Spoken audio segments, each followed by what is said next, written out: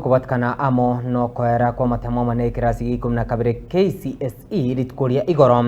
nigo mwaziri w'isemi Muske Julius Ogamba migosi abirga kwenekia na nigo ebikore byo bungeneria binyako bikonekigwa emergency ya Kenya kolende nige bikore byo binyako bikonekigwa ebikore kimisane mo 20 na ayamo emergency ya Kenya kolende boigo nigo Muske Julius Ogamba migosi abirga kwanera igoro yokorobekana kwa aborokia kurwa ase chi university entaberka otamana nige serikali gweterase wizara isemi egende tukobeke mirobrisene yogo cheo twa chinkwana mninchiremo yogo cheo kina ebirengo bya masomo imensi ya Kenya.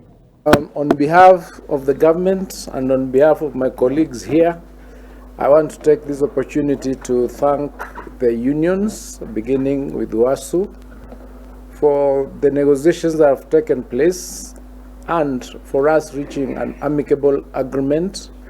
on the industrial action that was taking place that led to the lecturers going on strike.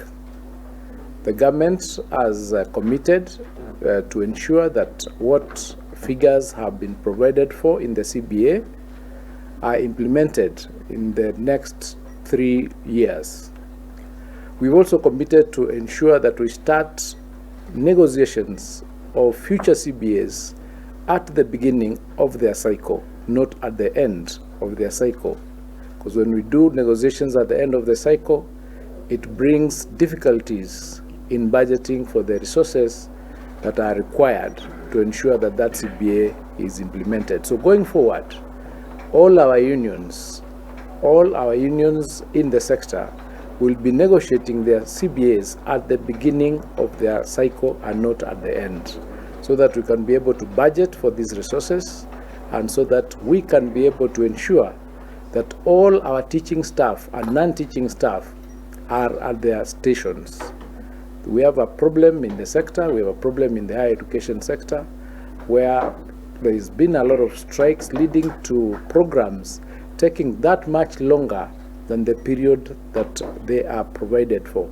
For instance, in some universities, programs that are supposed to take 6 years are taking 9 years. That is unacceptable. So we are going to ensure that the sector is cleaned up and that we are moving on in a manner that is detectable, in a manner that we know what we are doing, in a manner that is clear, so that we do not have a situation where our students then suffer because they are not completing their programs on time. So once again, I take this opportunity to thank WASU, to thank KUSU, to thank KUDEA, to thank initially even NAT, KUPET. We've traveled a journey, and as a government, and this government is committed to ensuring that all our employees are very well taken care of. So when we request that do not go for strikes so that we are allowed to negotiate, we are committed to that program. So going forward, I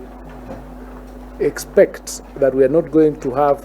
this nature of strikes being part and parcel of our employment.